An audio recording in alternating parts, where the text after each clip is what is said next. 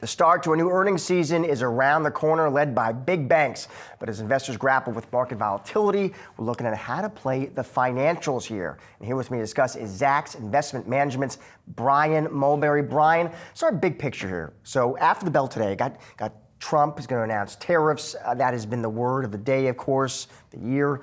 It has induced all kinds of uncertainty, right? And that has people questioning the U.S. economic growth outlook for 2025. Against that backdrop, what does that mean for the financials? Well, actually, it's a place where you can find some really stable earnings and revenue growth. The wall of worry is growing. We all know that. That kind of uncertainty has led to the volatility that we're witnessing after the first quarter of this year.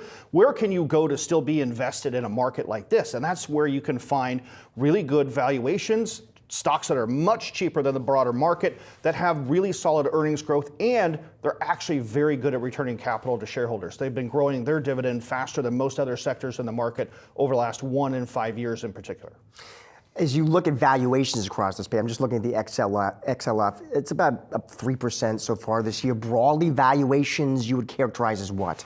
It's one of those things. I'll take up 3 when the S&P is down 4 at this point in time, right? So when we look at the actual valuation of the S&P, it's still trading at a 20 plus multiple on forward earnings, whereas banks are at roughly around 11. So you're almost half the valuation of the current market. So you're getting a very solid deal on very strong stocks that are still positive for the year. So strong balance sheets, better valuations, they don't pay tariffs, financials. Let's talk about some names. JPMorgan, why would that scream a buy for you? One of the things that we really look for at this moment in time to define quality are very large scale balance sheets. They have lots of cash on hand, low levels of debt, and multiple lines of products where they can generate revenue from different customers, but also selling different products. JPMorgan checks all of those boxes in spades. They had a better than expected investment bank quarter last quarter. There could be more of that in the horizon, which is much more profitable business, but their deposits have remained strong. Their net interest income is getting stronger as we go by, and they're one of the best in the business at returning capital to shareholders. What about BNY? That's another name that you screen for. Yes, another one that's even higher quality right now when it comes to that cash to debt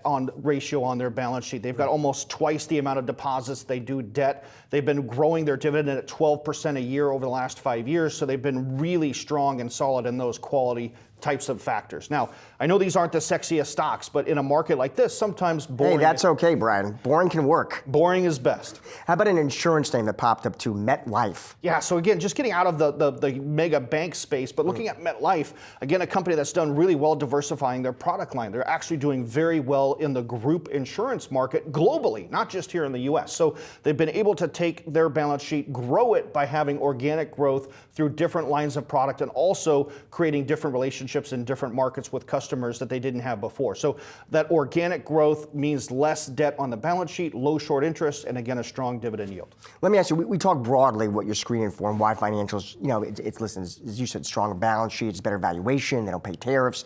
Before you pile into financials broadly, Brian, what are some of the risks you should consider as an investor? Well, absolutely. The rate environment is one that could be concerning in terms of growth, because higher for longer interest rates do have a negative impact on that net interest income factor. So don't buy all the banks. Just buy the good ones is what we're saying. There are definitely some banks that are in a stressful position when it comes to their balance sheet because that net interest income, what they have to pay their depositors in a savings or a money market account versus what they're able to loan out, that spread is still very compressed at this point in time. So again, know what you own, know why you own it in this space. But if you're picky and you look at some of these stocks, you can find some really good deals. Brian, great insight, great picks. Thank you, sir. Appreciate it.